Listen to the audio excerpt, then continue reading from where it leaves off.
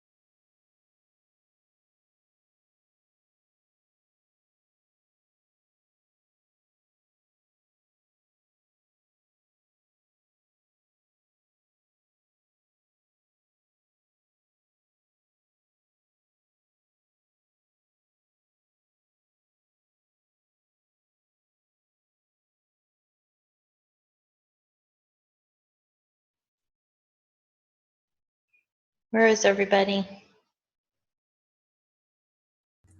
I'm here.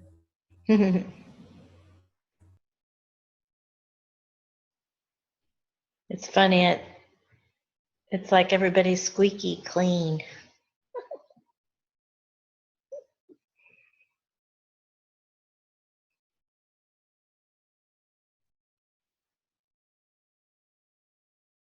Or at least I feel like I am.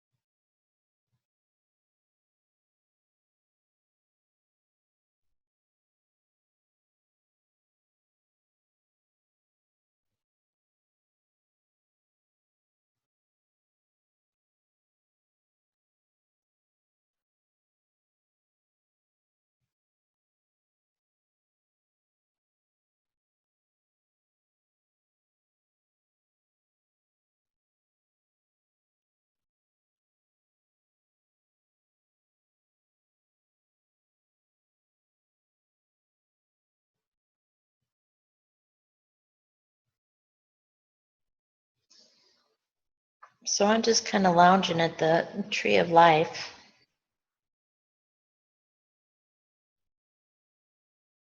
Eating a fruit.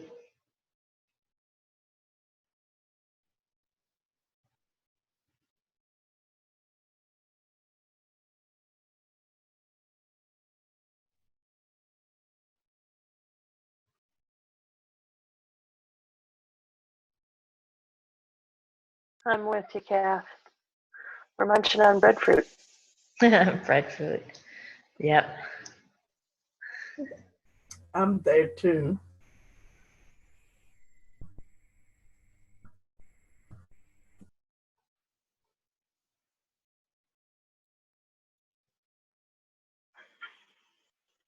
Michelle, are you there?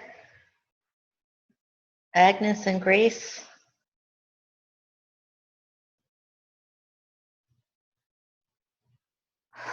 Yeah, I'm there.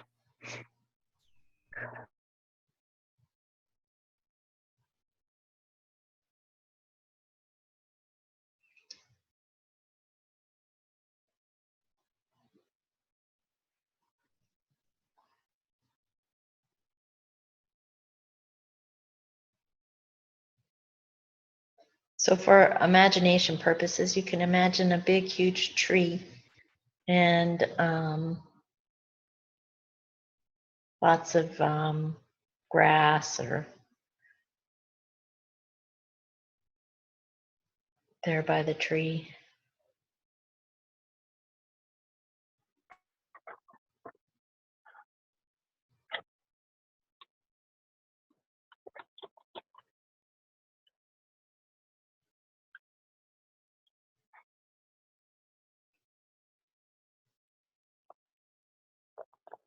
Tree of life is in the Father's garden, isn't it? Mm-hmm. Yes. Hey, Jeannie. Hi, everybody.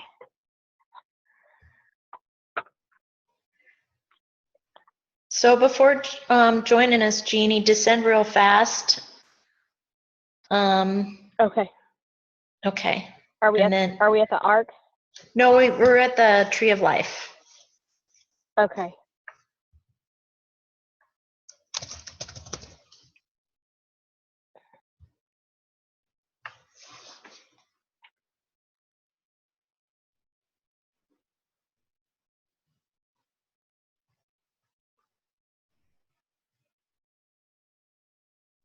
Okay.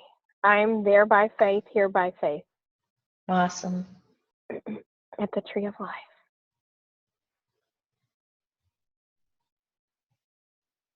So right now, Jeannie, we have Grace and Agnes and Diane and Simone and Michelle on the call. So there's Okay, 7 wonderful. of us. Hi, everybody. We got our bench of 7. Yeah.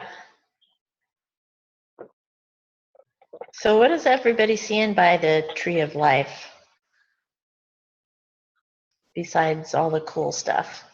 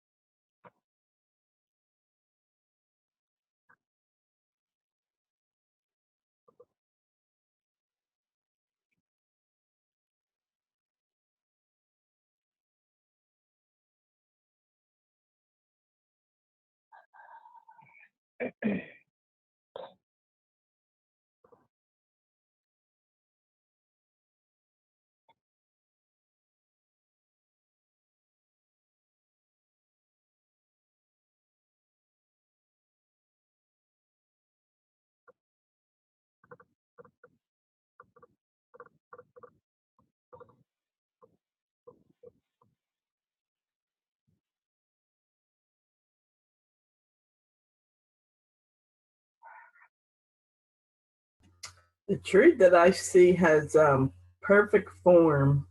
It looks like it has a afro of leaves.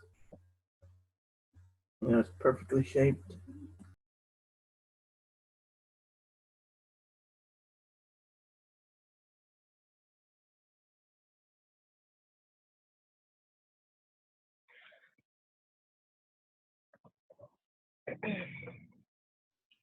So I just saw a herd of sheep, and I saw Jesus as a shepherd, and he had a shepherd hook thing in his hand.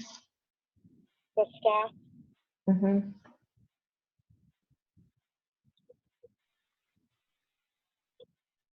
I see the beautiful tree like Simone, and it's round and very full. And I see beautiful fruit hanging from it. And then I also see a bird of paradise in the tree. The plant? No, the bird, an animal itself. Okay. Yeah, the bird is there. And of course, it's beautiful outside and green grass, and it's a sunny day. Yeah, I'm seeing that too, and I'm also seeing a bird that's it's kind of, I guess it would be a bird of paradise kind of looking. Yeah. It's like a real feathery bird, and it's there's two of them actually, and I'm seeing them fly through the air, and they're leaving like a yellow streamer, almost like a ribbon, and it is very sunny, and there's a yellow stream. They're leaving like contrails in the sky, making designs. Oh, it's beautiful.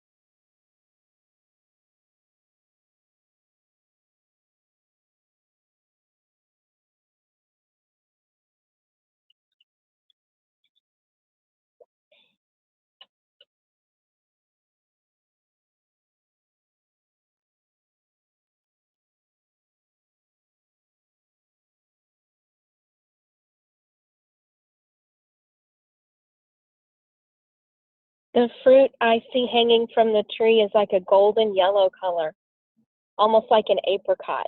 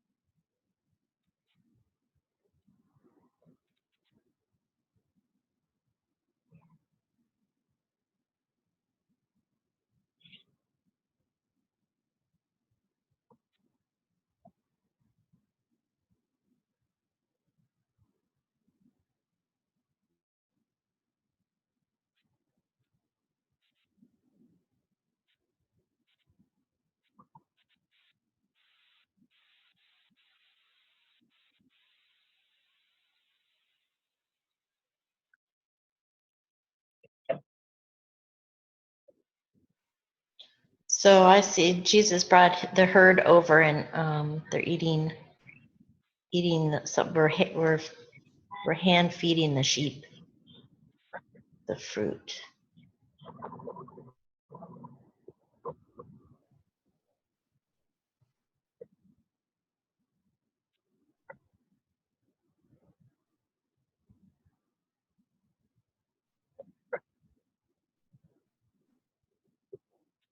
So is the tree of life everything that has to do with heaven, in fact, like all the ways of the Father, all his ways, because I was just kind of seeing, I suddenly started seeing, I know this may sound, I don't know, I just suddenly started seeing the chancellor's houses and everything all part of the tree of life. I suddenly started seeing that everything of heaven could be contained or a part of the tree of life. That we can feast in every part of the tree of life because it was all the ways of the Father and everything that has to do with him. For he is the life. And so I kind of like saw the branches as like ways, the ways were different ways of life. And you can eat, and when we eat, we're eating the revelation of these things to do with the life, the everlasting life. Everything that has to do with everlasting life is in the tree of life. Anyway, that's what I was sort of seeing. I was just, it suddenly sort of extended for me beyond like, oh, what does this taste like, to what does it actually mean to eat from the tree of life? What am I actually eating? What am I actually feasting on?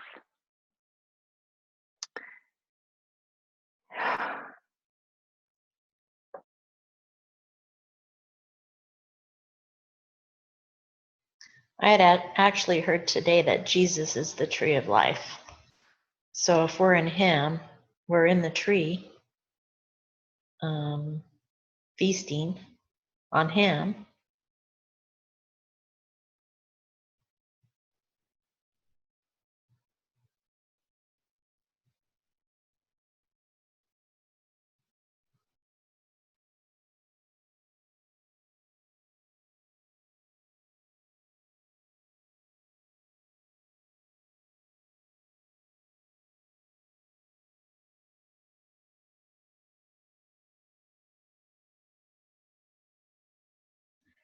So if there are two trees in the garden,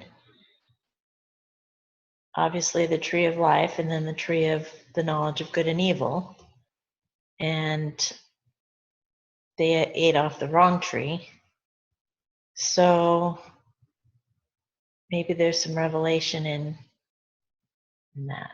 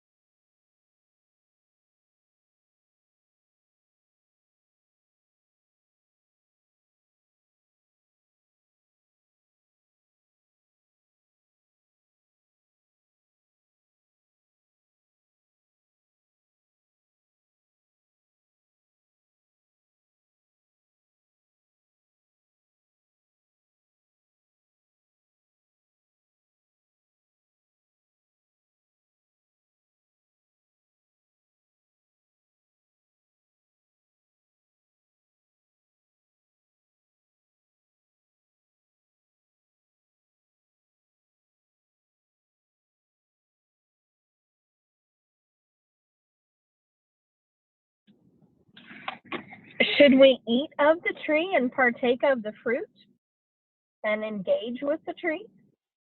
We are the tree, we're in the tree is Jesus, but should we eat the fruit?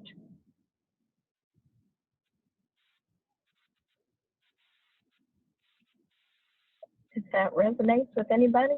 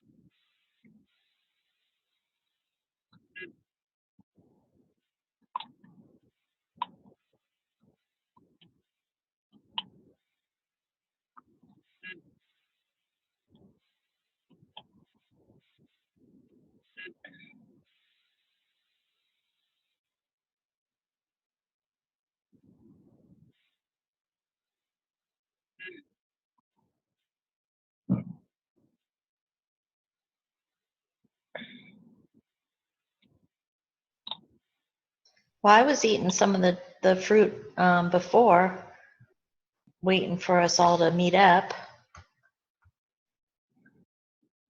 So I'm sure we all can eat some.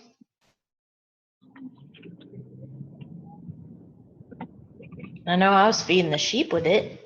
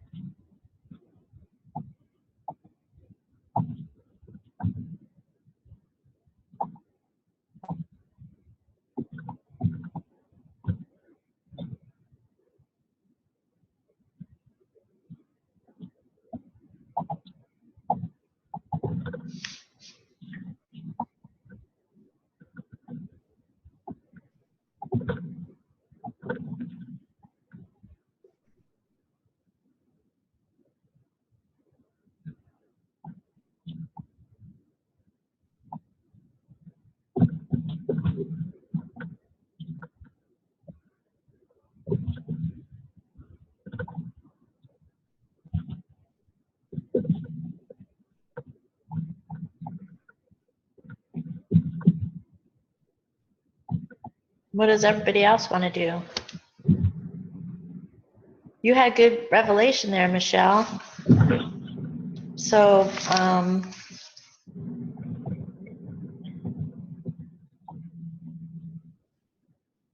maybe we should ask wisdom what to do at this point.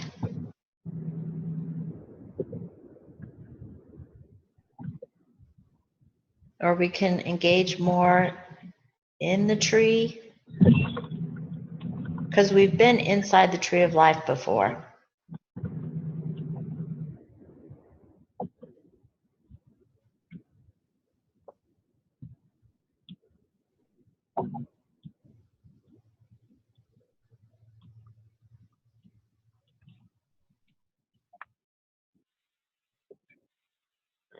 I didn't hear what Michelle said. The only person I hear talking, it seems to be Simone and you and me. I don't know if nobody's just said anything or if it's just quiet.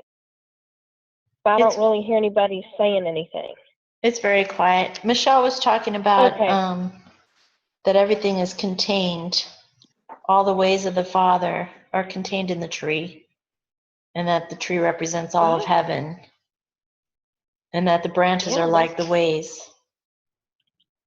Yeah. That makes sense to me.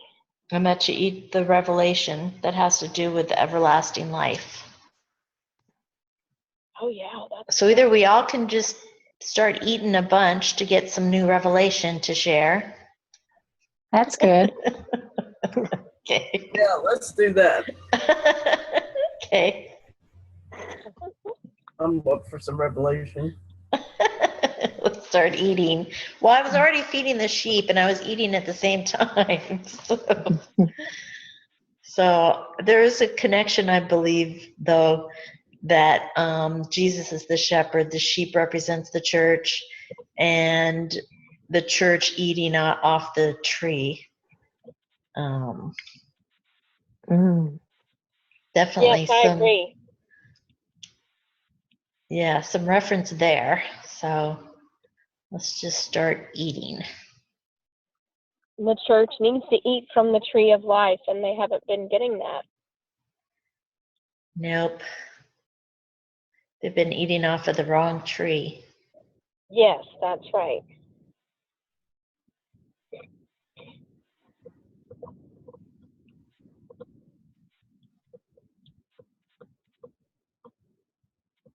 So all these fruits are everlasting life. There's no corruption in them, of course. Amen.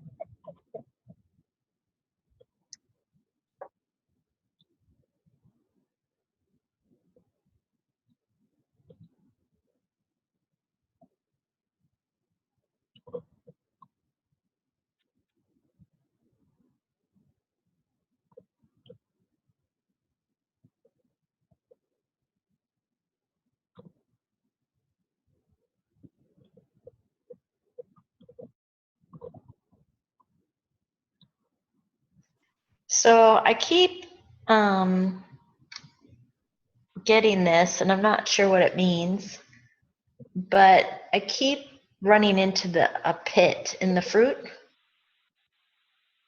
And when you said that there's no corruption in the fruit, but the pit holds the seed, protects the seed, like in an apricot. You got the fruit, then you got a pit, and then inside the pit's the seed.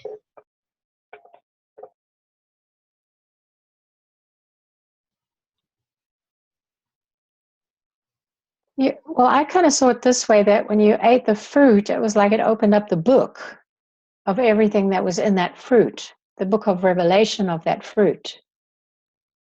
And Oh, so, that's amazing. Yeah. so that's kind of like the seeds, the seed, the words, the living words of that fruit.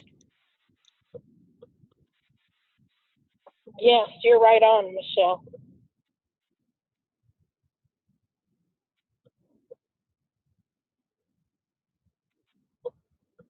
We need the seeds inside of us.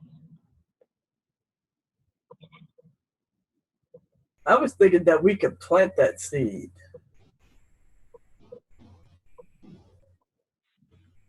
In the garden? Um, yeah, it just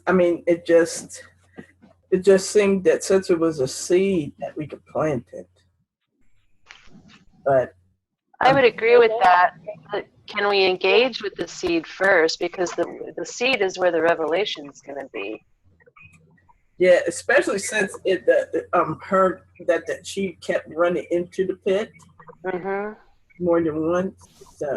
So the focus of the seed was on the seed or the pit. But it's interesting that the pit is hard, Mm-hmm. so it's almost like a protection of the seed. So maybe there's some revelation in that. Yeah. Maybe kind of like a book cover is hard.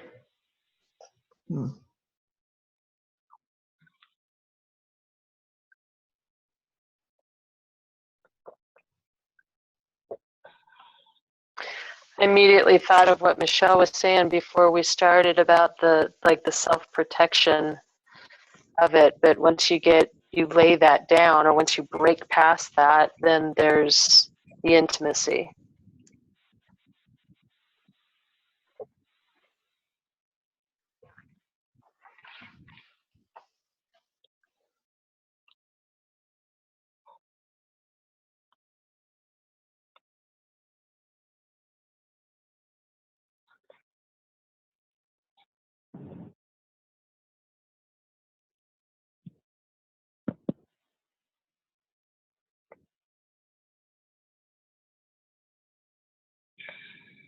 And then if you if you look at a book and you open up the book, you open up the transparency of what's inside the book, and the book covers is like the covering, you know, like we saw the mummy with the bandages around it. So there's definitely a breaking open. Well, what's standing out to me too is that we're eating the fruit and the sheep are eating the fruit. And who? And the sheep.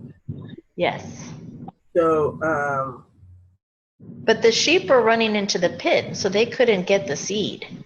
They weren't able to get the seed. And that's what I got a clear picture of. They were eating all the juicy fruit on the outside, but they were unable to penetrate through that pit to get the seed. So is this a picture that there's a challenge to multiply?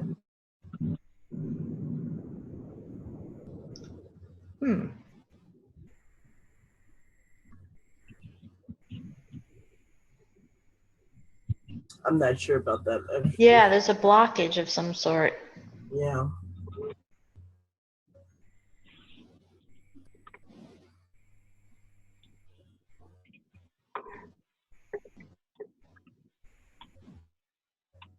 A challenge to multiply from the tree of life.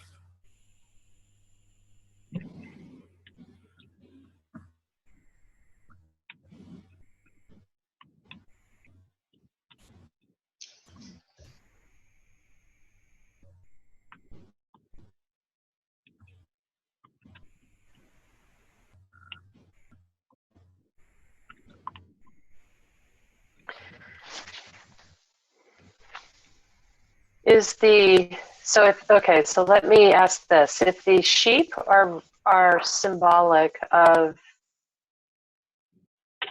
the church, and what they're eating is the fruit, so they're eating off of the fruit that somebody is giving them, but they can't get revelation for themselves. But we are seeing that there is a way to bring revelation to them, that you have to pursue it. So what is that? What is that?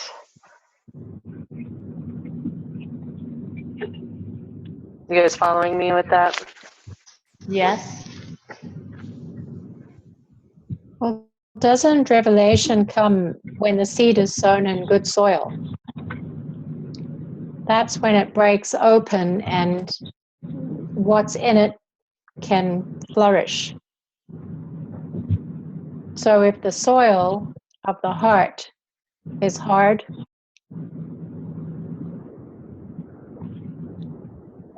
Oh, the pit is the hardened heart. Mm.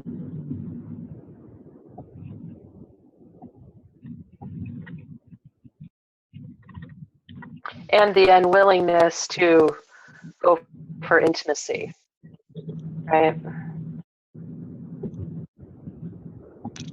In relationship with God. Yes.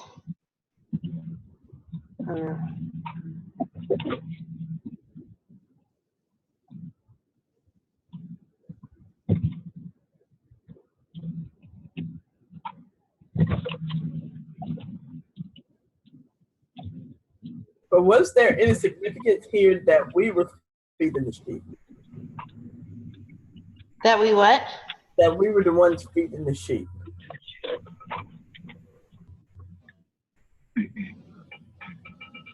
Or do you think the book said that just that the seed was, covered?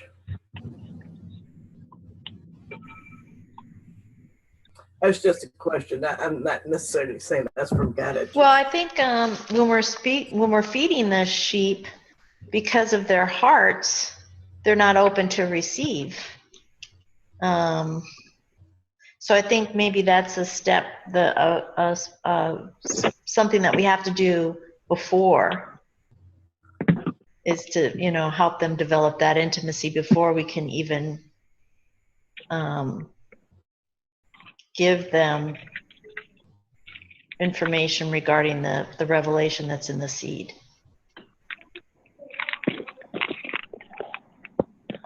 But okay, but still, what's clear to me is that we're the ones giving them. And to your point, should we have taken the cover off that seed so that they could have got to it?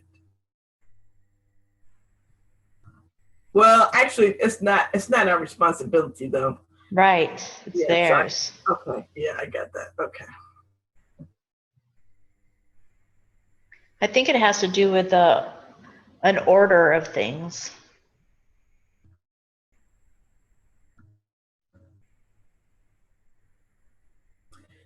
And Grace just said in the chat that she's seeing lots of pennies. They're just common and not shiny. Might be about familiarity.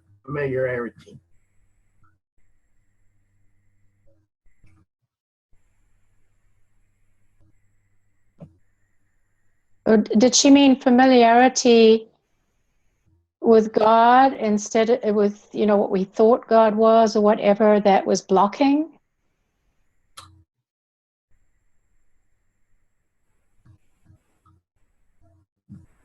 Can you expound on that, Grace? Yes. Hello? Hi. Yeah, we can hear you. Yeah, I just saw a lot of coins and they were just dull and not shiny. And I'm not sure if it's about familiarity, but it felt like there was no treasure. And I wondered if it's about, just not realizing just lack of hunger and apathy and just not realizing, honoring what God has. Right, just sticking with whatever's familiar. Right. Yep, I That see makes sense. that. So what do we do to get these pennies to be shinier? Because they're lacking luster. They're lacking brightness. They're lacking light. Yeah, it's interesting that they're just pennies too. They're not quarters or dimes. Really, they're the tiniest value. Yeah. Do you think that maybe taking off the religious idea that we can present out as though we're so righteous that, oh God, just show me what you want me to do and I'll do it. That a religious mindset that we think is righteous. We think that that's so righteous of us. That's the right way to be towards God. If he will just tell us what to do, if he'll just show us what he wants us to do, and then we'll go ahead and do it. Instead of coming into an intimacy where everything revolves around us together with God, not you tell me what to do and I'll go do it.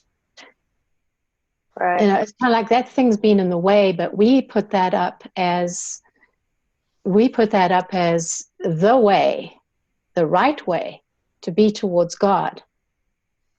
And that there's no life in it.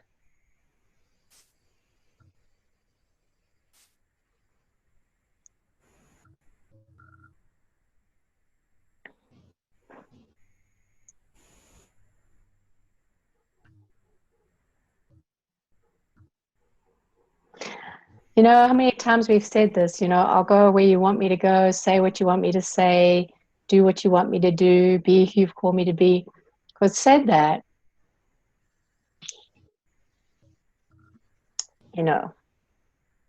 And then when he says, just come to me, that's what I want you to do. Oh, but what should I do? Just come to me. Yeah, I think I get what you're saying about doing versus being.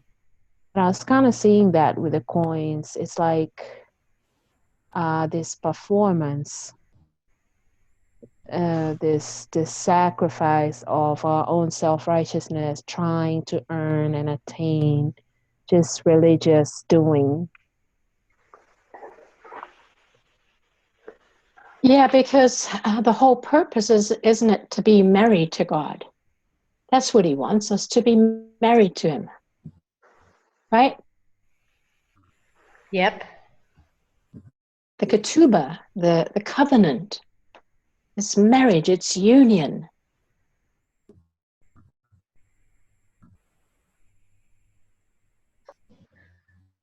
So let's eat more fruit. See what else, what other revelation we get.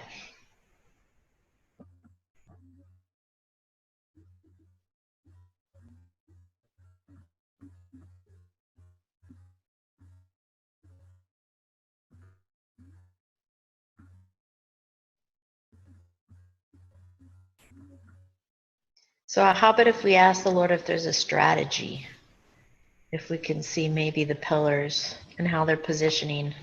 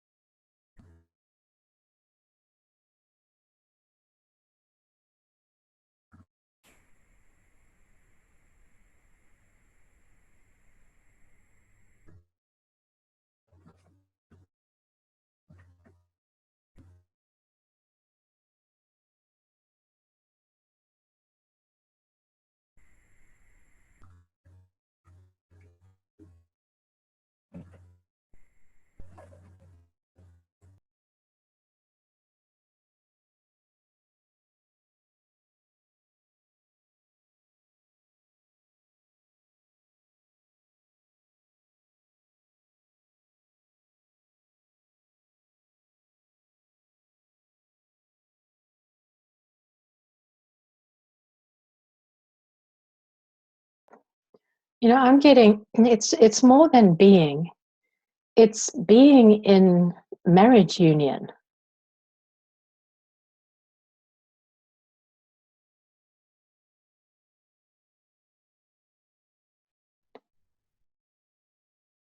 And do you think that we could strip away that false religious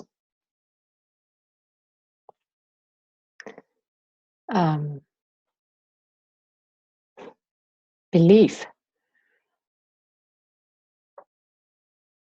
that you know, we would just do whatever he wants us to do?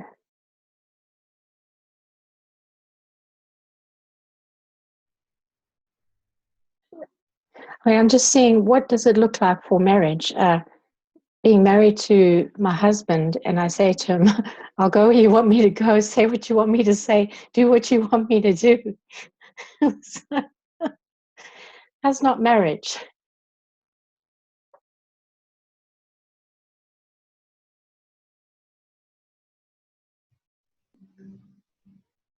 So I saw us. Oh, go ahead. Well, I was just going to say that I agree with you, Michelle. I think that there's also that there's it's not about what we do, it's what we represent, and it's like we're coming at this from like there's something that we need to do or release, and maybe what this is about is it's just a revelation of we are to model how to have intimacy and what that looks like in our own lives. And so that when we are talking to the sheep, it is about showing them, this is how I get to the seed. This is how I get fresh revelation, because I pursue that relationship working on the marriage of me and Jesus. I don't know. To me, like, there's not something that we have to do or release. It's more about just understanding that this is how we should be in the relationship, and then modeling that to others.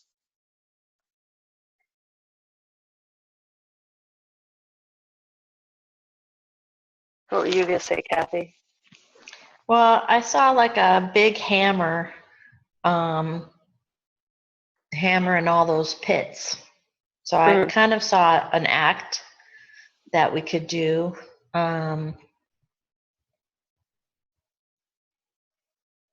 To bring that manifestation to the earth through through heaven.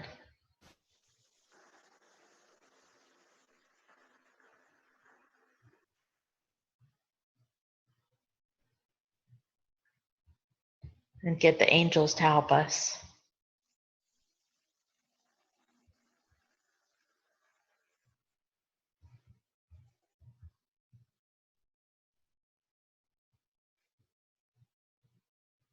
Oh, hi guys. I've been just tracking the last 10, 15 minutes. Hey, Jane.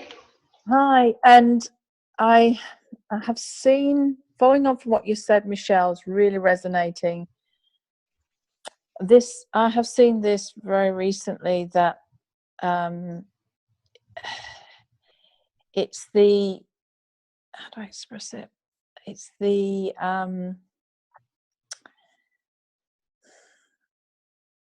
this thing about being led.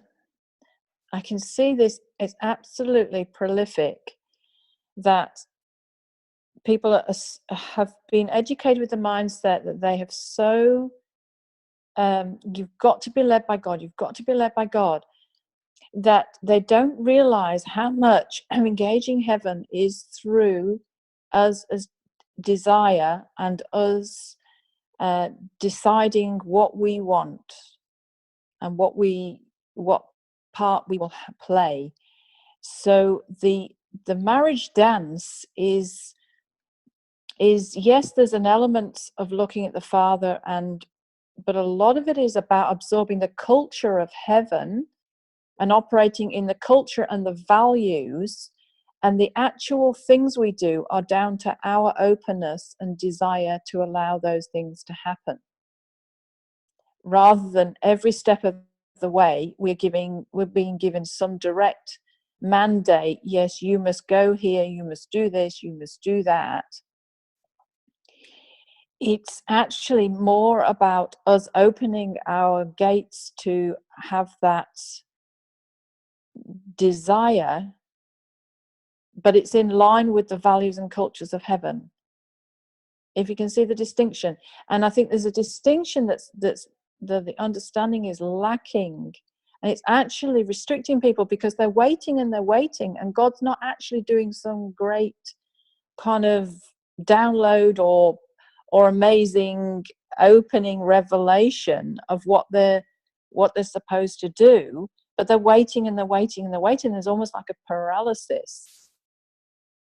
And actually there is a huge there's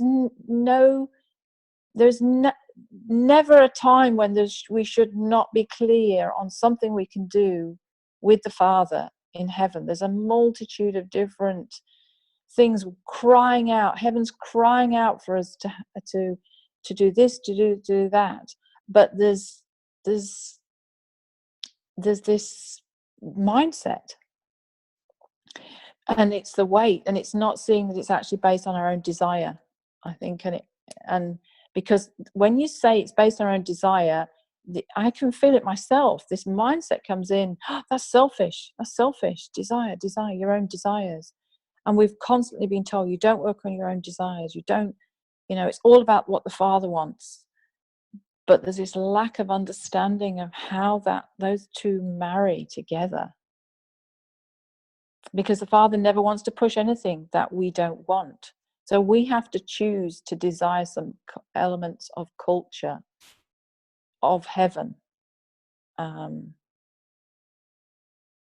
Yeah, does that help? That's so good. Or does anyone resonate with that?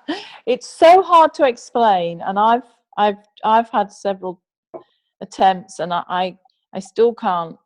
I don't think I could Yeah, even like take that on was it. really good. You know, that was really good. I get what you're saying. Yeah. And it's back to the other day we were actually on the dance floor, and it's back to that. If you think how a dance works, it has to be a two-way thing, and particularly when you're dancing and it's not a, you know how normally like the man would lead and the woman would just do everything, all the steps. Well, on the dance floor it's not quite like that. It's a two-way thing. It's a free dance. So, you know, like Jesus might do something, then you choose to do something. And so it's like it's a partnership.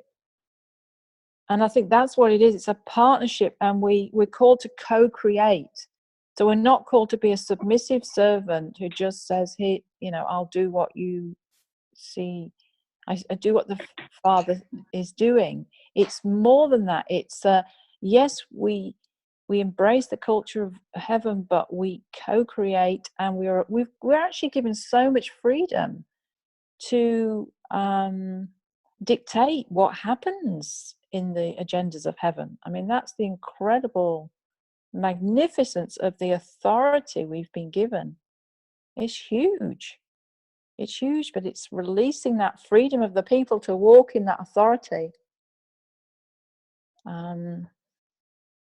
is the tricky thing, because we've been so conditioned to be almost in this very restrictive pattern. But then people can't even see they can't even see the culture of heaven. So that's the problem as well. So that's why they're paralyzed.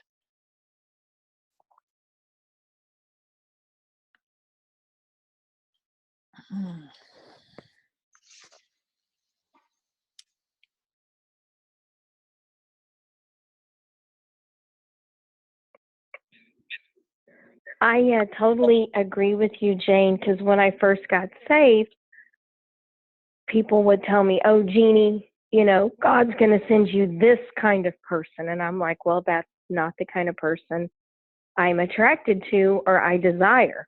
Well, it's His will, it's His way, not yours. And that's where it comes in from the teachings of the church. Everybody's been taught it's the Father's way, it's the Father's will. And that's where that confusion comes in. And these people got so upset at me at the church. And I said, well, God is going to give me the desires of my heart. But like you said, it's a relationship. If I want X, Y, Z, I go to the Father to learn how to get X, Y, Z, or change whatever I need to change in order for X, Y, Z to come to me. And there's so much confusion there in that teaching and that understanding. I don't know how you get that across to people.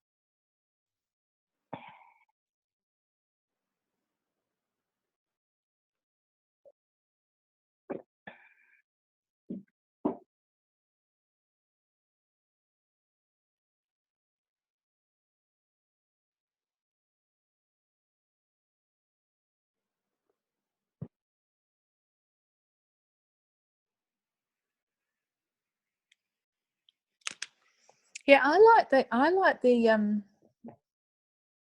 analogy of the dance floor is really coming back to me again. Because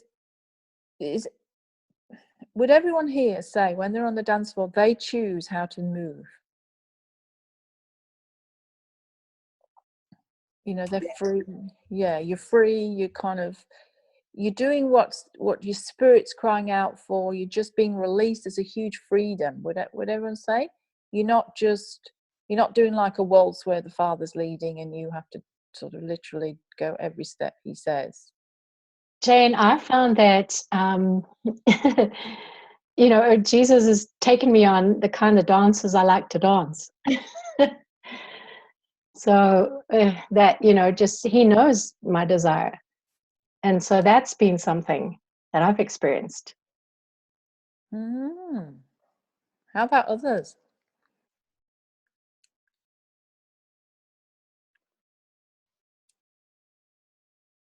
Yeah, I definitely see it more as a partnership, dancing, when I'm dancing with him.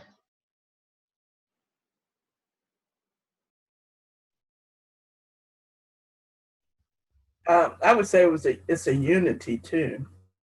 Yeah. Even though they're two different parties, moving differently, it's a decision to move together.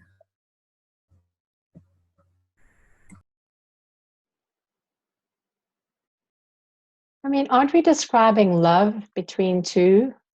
Aren't we really just isn't that what we're just looking at is love? What is love between two? What is love between us and God? Yeah, yeah.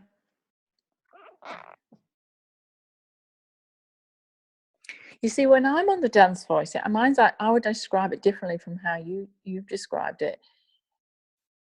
Jesus is there. He's central to me, but I'm so joyful. I'm dancing freely wherever I want to go, but I'm dancing around Jesus. So it's not that I'm dancing on my own on the dance floor, but I'm not dancing. I wouldn't say I'm dancing in partnership in the sense of I'm following him. It's complete desire, and I get this a complete ecstatic feeling because I'm so liberated, but it is central around Jesus. And I think that's how I operate in heaven. Is it's all desire, but it's not desire in the sense of my own selfish desires. It's because I know the culture of heaven so strongly. I actually want that culture, but I have to choose when I want certain aspects of it. And I can shut it down any moment. And I find that I can do a completely secular day and not feel anything, or I can choose to open my heart and have complete desire of heavens. And that's almost what I think when you get a mandate is not like just a shopping list of you go off and do this, this, and this.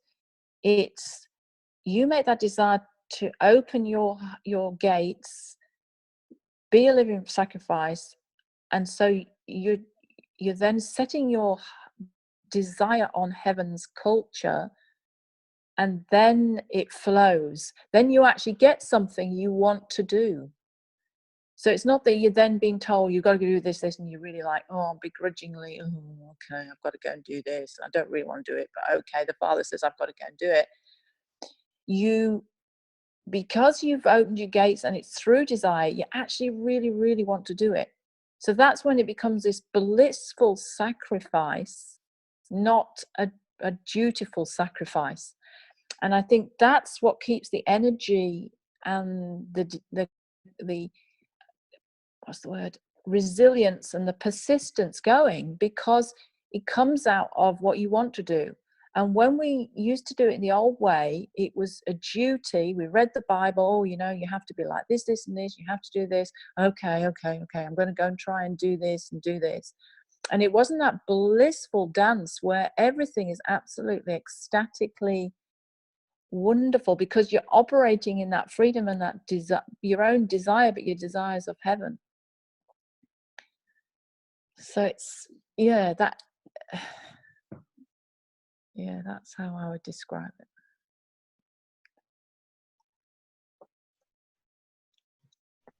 That's good. So did you guys see Grace on chat that she saw a healing pool that Jesus was immersing people and healing them from performance?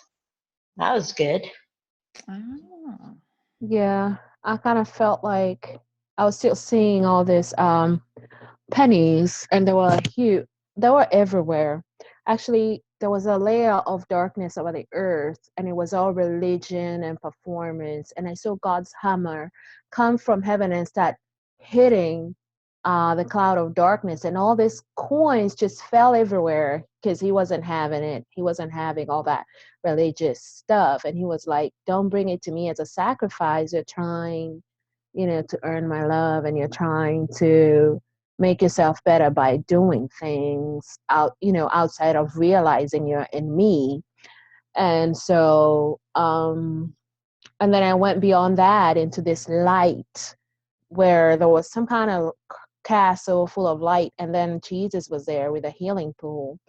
And I saw myself, I think there were other people, but as he put me in, all these coins also came out of me, like performance and works and legalism. But the other thing that I saw was I was sitting in the Father, and as Jane was saying, okay, you can decide to engage and you can decide to do, all those things. I just desired to see the glory being poured on the earth. And I saw this just big faces full of like gold dust, and he poured it all over Europe. And then he started to pour it in America.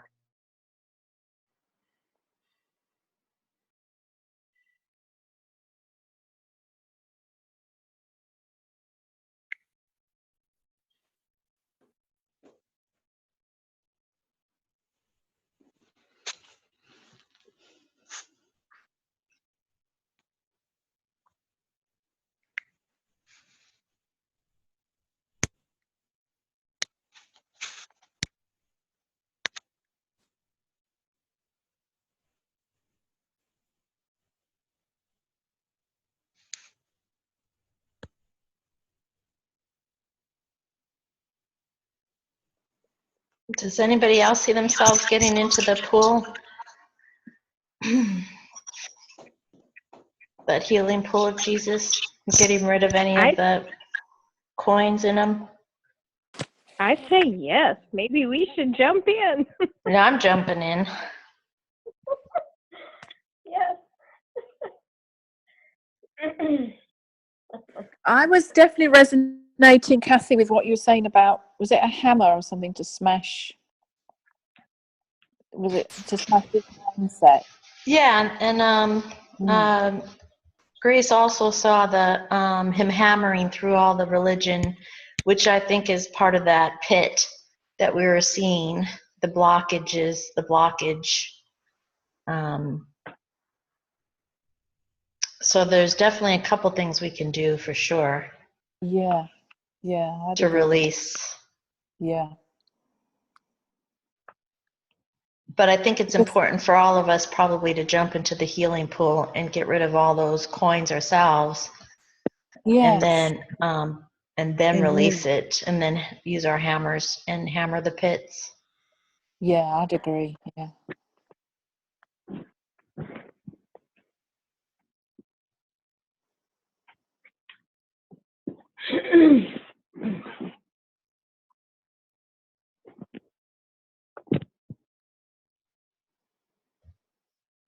I had a lot of coins come out of me.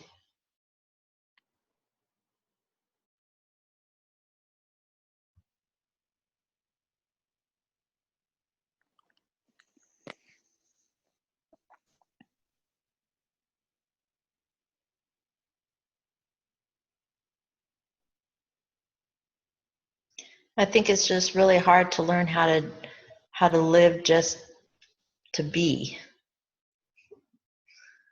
To just be.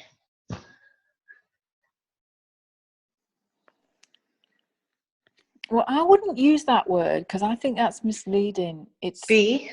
Yeah, and every time I keep hearing people saying this, my whole spirit like shudders, because it's this concept of, well, we be, not do. But it's actually, I don't think we're doing enough as an ecclesia. Of course. But it's doing from being. If you sort of Right. mean. I Not gotcha. doing from guilt. Doing. Guilt. Doing from Which doing. Right. Performance is guilt. Yeah, doing from being. Absolutely. Yeah. I got that.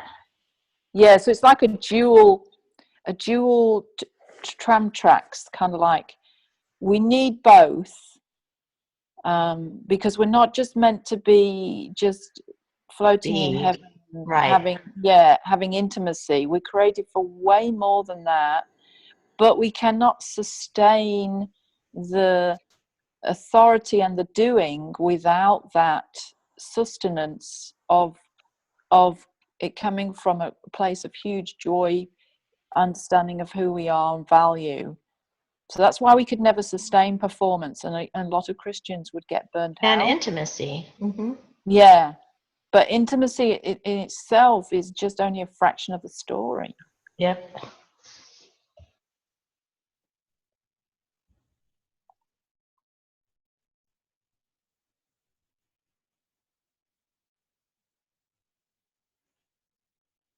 See, I probably do way more now than I ever did before I got into heavenly realms, but I'm sustaining it so much better because I'm getting this beautiful balance. The moment I feel too overwhelmed and start striving, I release it and I go into rest and intimacy, which restores me dramatically, which then gives me huge energy and rich time and desire to do.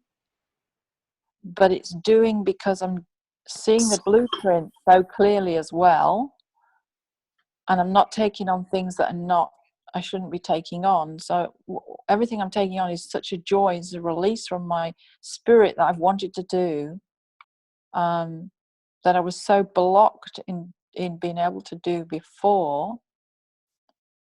And I ended up doing an awful lot of things that I was steered to do, things that my spirit was not on my scroll. And that was where I used to get so frustrated. I was doing all these tasks in church and they were like, no, I know I'm called to more than this. I'm called to more than this. But I was subdued because, you have to prove who you are and you have to do all these things. And there was this whole mindset that, everyone should be willing to clean the toilets in the church. And that's just so not biblical. You find out what your calling is and you walk in alignment with that. You don't just start on the bottom run of doing all these servant-hearted jobs to prove that you're a servant-hearted person, and then one day you'll get promoted. So now we're releasing people in the full expression of their calling, and you can see the energy that comes when people do that. We're not saying you've got to be willing to do all these tasks you don't want to do. And that was the performance that we were steering people towards, that was so not the culture of heaven. So if we can help people feel that freedom now, that there's going to be no pressure to do all these things you don't really want to do, but we're actually trying to call out of you your biggest desire, where there's so much energy and resource, so that hopefully that will be such a joy to you that you'll just run with it and you want to do it without it being a strain.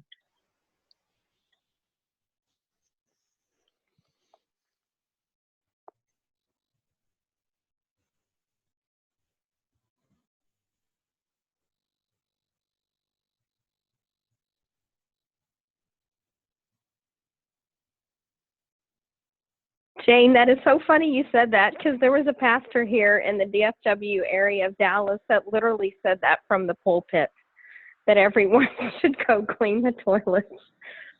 So that's hilarious. But how do you get what you're saying? And that is what they're telling people. You have to start from the bottom and move up inside the church. And they're making it like you have to do all these works inside this church, or we're not going to promote you into the ministry, or we're not going to recognize you as having any authority. And all the churches here are like that. You have to be raised up underneath the church's authority and leadership. And if you don't do that, you cannot get on a Christian television. They will not pray for you. They will not back you. They will not promote you. It's prolific So, and horrendous. How do you get this teaching out there to where people understand that That's not the correct way. Well, I think we're modeling it now, and I think that will attract, when people are aware that there's a whole new wineskin out there, people will begin to move towards it because they know it's right. And I think there just needs to be that release of understanding that the new wineskin is out there. Yes. If the And many corporate- of the leadership will judge people based on what a pastor says or based on someone's past sin, or if anyone messes up, they will judge you and mark you, and you will not be allowed to move into the ministry. Yeah, it's horrendous. I mean, that's the other thing we're modeling, that it does not matter what your background is. We don't look, it's not our place to judge your sin compared to our sin. We completely ignore that. That's God's business, that's not ours. And we accept anyone, no matter what the circumstances. We don't even ask. I mean, that's what's lovely at the moment. Like, nobody's asking about anybody's background. No one's, there's none of this resume. Who are you? Prove to me that you're a righteous person. Well, and God's always taken the worst of the worst. I mean, he's taken the murderers, Exactly. the adulterers, and he's used them. Yeah, exactly. That's why That's the people he's chosen. Mm-hmm. It was such a non-heavenly blueprint that had got so distorted that it was ugly, really ugly in church.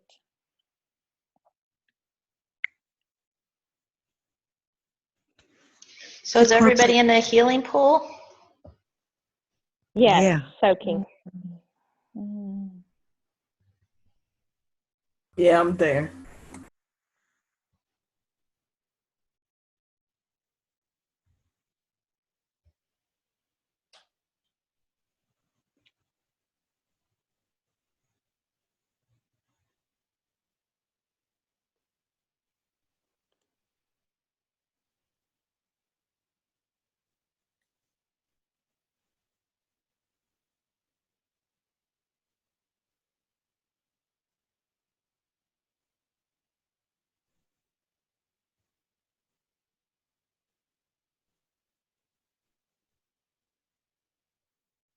Does everybody feel like they've gotten rid of a bunch of coins?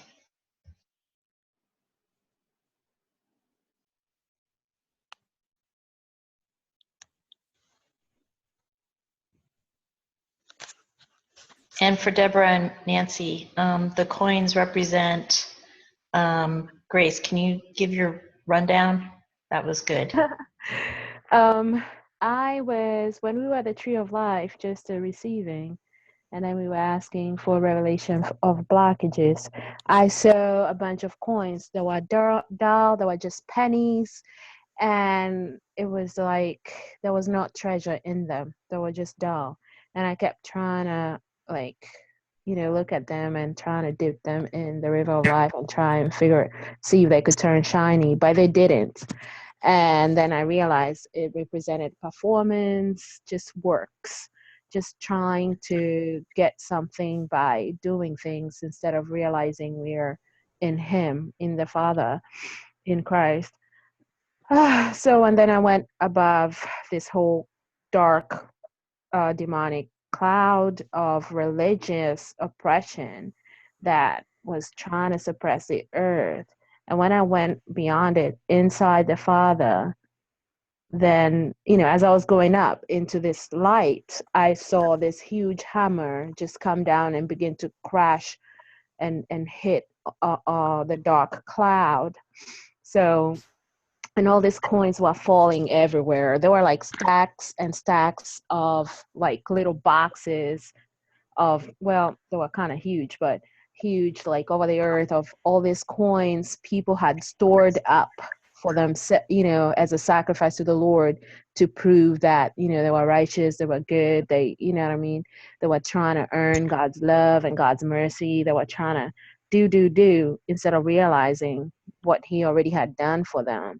So I could see this huge hammer and with the name Justice on it, and it was coming down and just crashing all these little monuments of boxes of coins. And he was just, and I could see the words legalism. He rejected that offering of trying to attain by doing. And then I went into this light. There was like some kind of castle, and then the pool of John 5. Jesus was there, and he was like, I couldn't see too well, but I saw like I felt like there were other people there, and I felt like, you know, he was putting me in. And the more I stayed there, actually my clarity has really increased, and I felt all these coins just come out of me.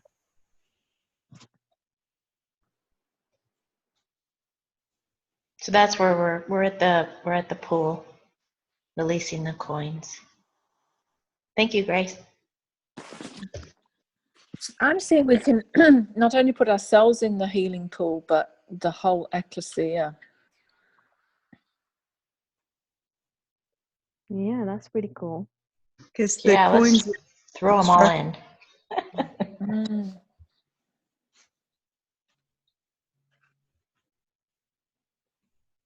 Because they want this healing. They've known that it's not been right.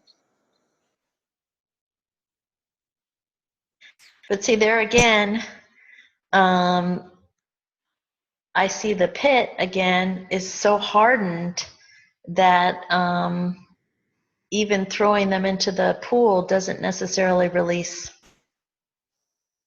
the seed of revelation. So we need the hammer as well. Is that what you're saying? Yeah, definitely Yeah. need a hammer. Yeah. Well, I'm craving to hammer. Oh. Yeah, I think there was a hammer in another one ascension at one time, Jean, and you like the hammering part. I like smashing any old mindsets. It's my scroll, smashing mindset.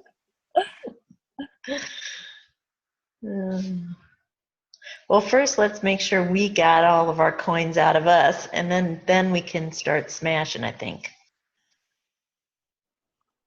But I feel much freer and clarity, like what Grace was saying after she got all those coins out.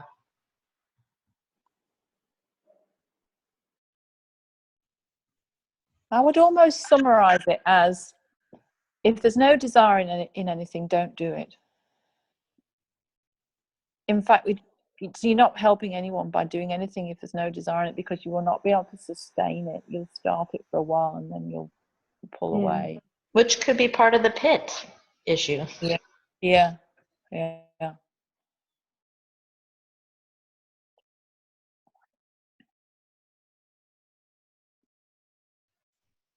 And when we talk about pit, we're referring to a pit that's inside a fruit, which has the seed in it. So the church has been eating the fruit, but they can't get through to the seed because the pit's in the way. So that's kind of how we got here. For Angela, Deborah, and Nancy, since you're new with us. Can you hear me? Yes? Oh, good. Okay. Maybe this is obvious, but it seemed like the coins get in the way of being able to find the joy in the doing, to find that which you were made to do and really have the energy to go for it, because we start, but then the coins get in the way and they steal our joy and strength. Yeah. And it's like we put value on it. Yeah. Those coins made me hit the bottom of the pool at first. You were happy. And then I got rid of it and floated to the top. Wait. Yeah.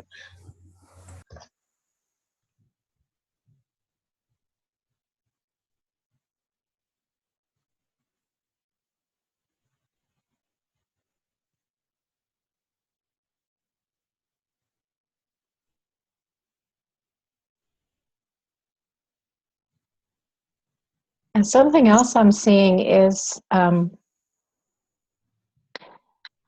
just what the restriction about doing things that is supposed to be spiritual, or and so there's it's so restricted as to what is considered spiritual.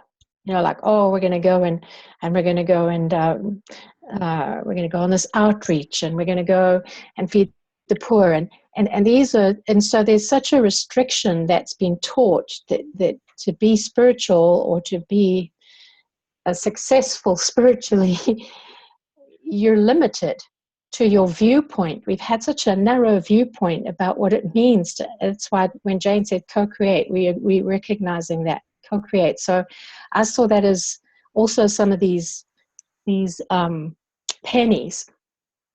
pennies of restriction, restricting our minds to what is, what it means to do anything, spiritual, if I can put it that way. And we just have been thrown into that viewpoint that is so narrow, when we've been called to co-create the multiverses with our Daddy and Jesus and Holy Spirit. Yeah. Yeah. And the Lord has been showing me there's no fun. There's just no fun. And I feel like he wants us to be like children and have fun. And ever since I've been saved and been at church, there's practically no fun, because you're so restricted and you're so judged by everything, and you're labeled on your looks, your personality, your style, what you did, your background, where you came from, who you sit with, who you talk to. Everything is a critical judgment, and you just can't be yourself and be who you are and be unique. Yeah. Yeah.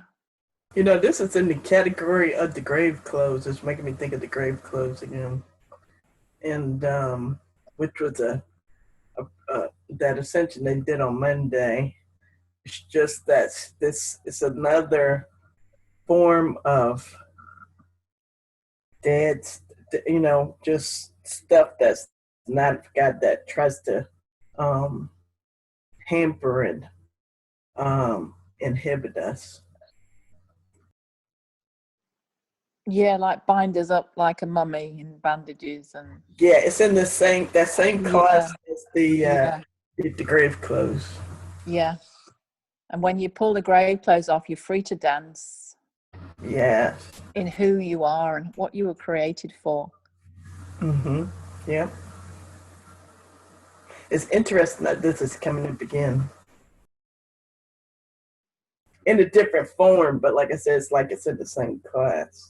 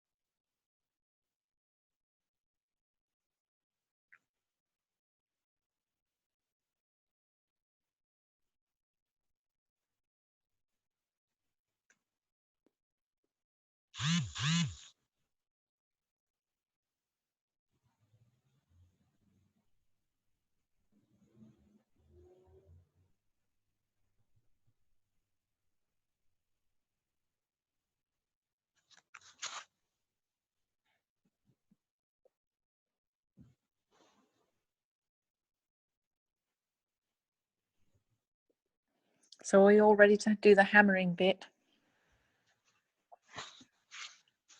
Yes. Yes.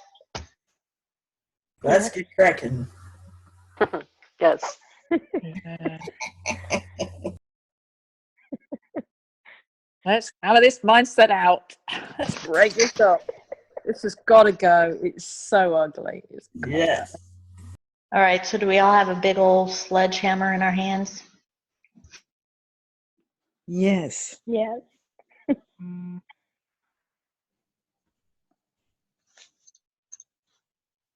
I see a pile of pits because there's seeds inside. So we definitely want to pound them out to get to the seed.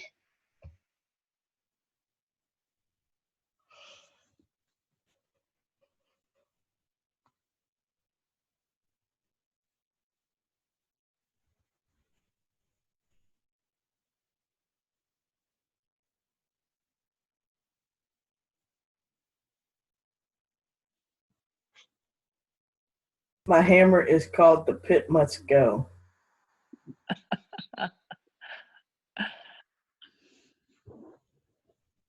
So Simone, you want to count down?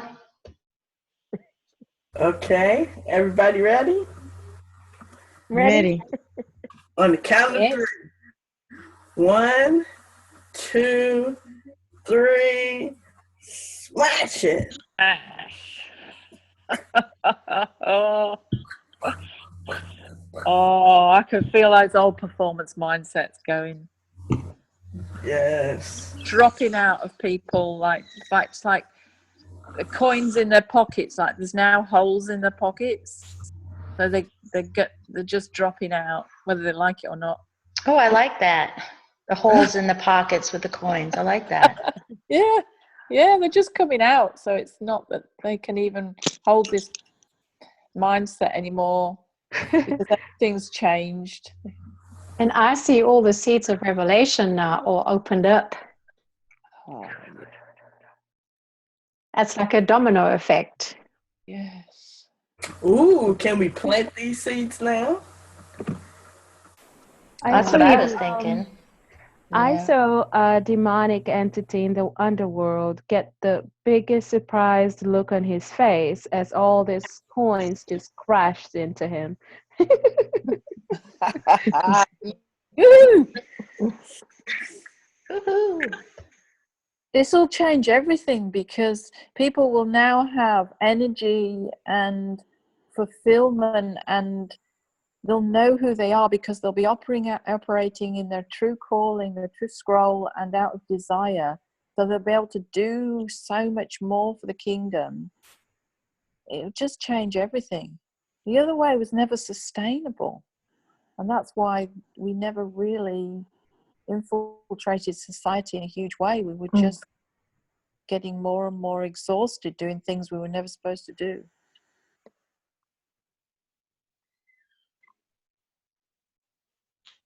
Or turning up to services just to get known and get some position so we could end up doing what we really knew was in our calling.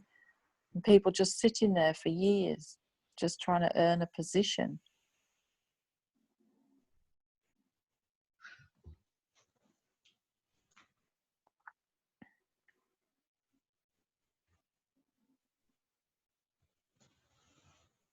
So what do you guys think that we accomplished? Well, are we going to do something with those seeds that are now free? Well, I saw them dropping out of the pockets kind of like the coins, and then as they were dropping, they were being planted in the ground.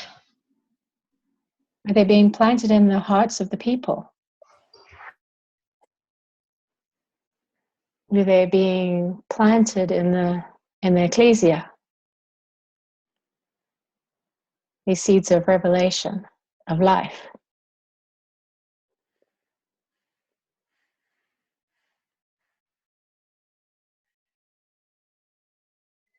Well, I see we can we should always plant any seeds in our own garden first. Yes. And whenever we do an act, we should always plant a seed there. But I actually see those seeds for the Ecclesia being planted in God's garden. Mm. So actually, so when everyone goes to God's garden, they can understand that mentality and the difference, and that then, and they can experience the freedom of that. And then the freely receiving revelation. Yeah, because most people start off in God's garden. That's one of their first experiences. And so if they can grasp that when they're there, engaging the Father, they will have the freedom to operate in a whole new way. Which is where we were in the beginning, which was at the tree of life in God's garden. Oh, right. And the sheep were coming, that we were trying to feed the sheep, but then saw we weren't trying to feed the sheep, but Kathy was feeding the sheep. We saw that the seeds were unable to be received because of the covering of the seeds were covered with the hardness, and that's how we went on our journey. Oh, that's exciting. Yeah. I just as an aside, but I have a feeling it's really linked with this. A big question is coming to me is, aren't there two trees of life, one on either side? And why are there two? And there's 12 fruits, I have a feeling, it says in scripture, on each tree. Yes. My spirit's crying out, why two trees? And so that's 24 fruits. I really want to know that. I think there's some major significance in that that I've never heard anyone talk about. But it might be just the sheer abundance that we're not tapping into. And maybe we're just eating from one tree of life instead of both. Oh. Two to form an ark. Oh, yes. Yes. It definitely says there's two, doesn't it? It definitely says there's one either side. I'm right in that, aren't I? Pretty sure it does. Yeah, because I don't see how there would be a river going in the middle if there weren't two. It's like either that or it had a big hole in the middle of it for the river. So I wonder if we really have to start seeing ourselves eating from both trees.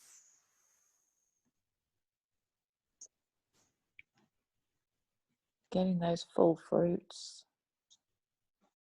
I wonder if it's linked as well with the 12. 2 lots of 12 elders, the 24 elders. 24 fruits. Are you talking about the two olive trees, Jane? No, I thought it said there was 2 tree of life. There's a tree of life on either side of the river. In Revelation, I thought it said that.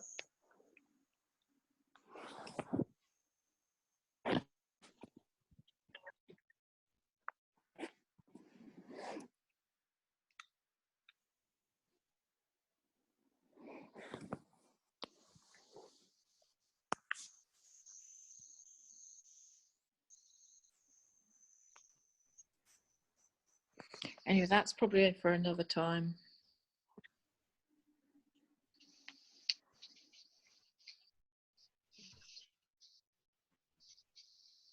Yes. Yeah, we're coming up on over an hour and a half. So I'm just planting those seeds now, and There you go. Yes. So how does everybody feel? We ready to stop the recording? Yes. Yep. Yes. yes,